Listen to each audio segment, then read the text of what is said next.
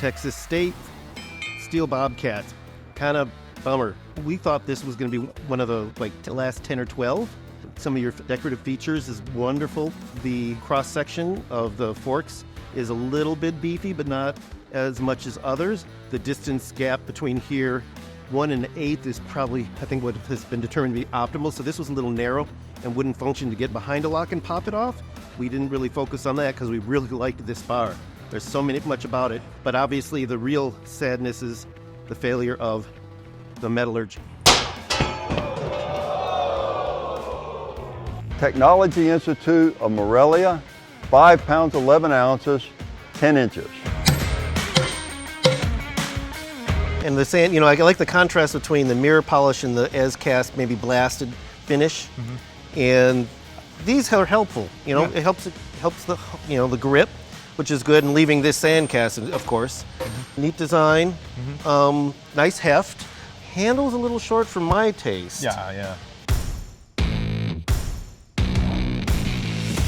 So this spear is brought to us by Baylor University. The student team is Team Omega. Their creativity was pretty cool. While rather blunt and would not perform as a penetrating piece, works great as a slicing or almost like a hatchet. But they decided they'd get creative, and they mimicked this as elephant ears, and then this was an impala horn, and so that was really kind of cool. But again, it didn't fit the form of a traditional African spear, but they really were having fun with it. So that's really cool. Texas State University, 5 pounds 12 ounces, 14 inches. The most impressive thing about this is going through the block on both sides.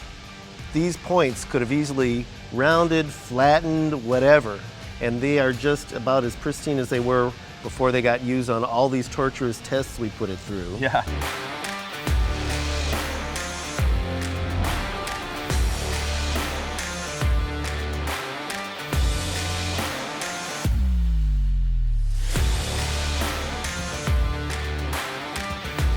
This is a really, really perfect example of an African spear done really, really well. South Dakota Mines should be proud of this.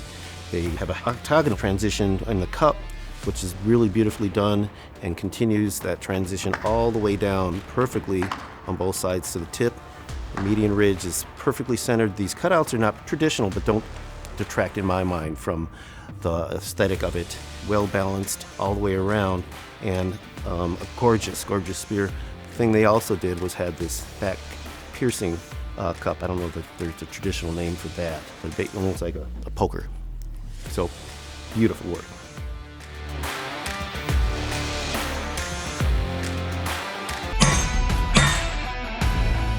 Gutsy lattice and skeletization happening here.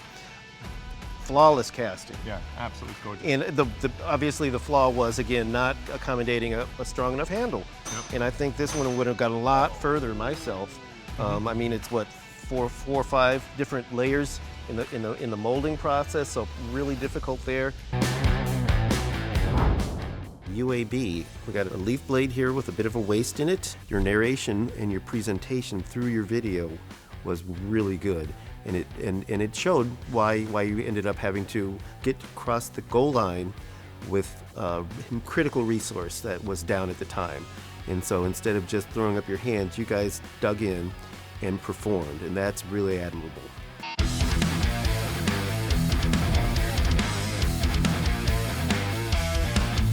This is from Purdue University's Boyle Made Steel.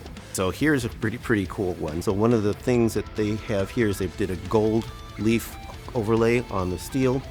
It over-hardened the steel, so the edge is pretty chopped up from our activities. But I thought it was interesting that they chose to also include the Mali design ethic where they would put gold on them. The form is really nice. Again, this is a good transition here. Center line down it. I kind of flash it back and forth. It looks really good. Nice and even, very thin, which is great because this is what you want. I think the balance is nice of the curves. They did a great job. Great job.